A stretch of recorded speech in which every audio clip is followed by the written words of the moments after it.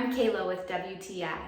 We recently replaced our vanity and faucets in our master bathroom, and we went with the Kohler Maxton faucet.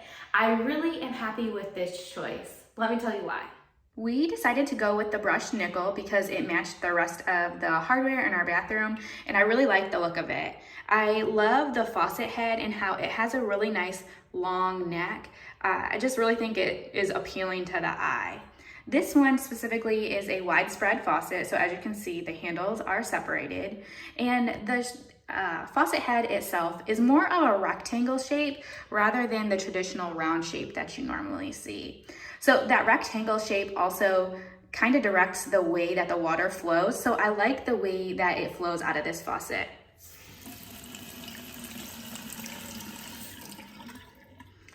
And as with most traditional faucets, it seems like these days, it does come with the pop-up drain hole as well, which I personally tend to favor rather than the ones with the pull handles. So I was really happy with that feature too.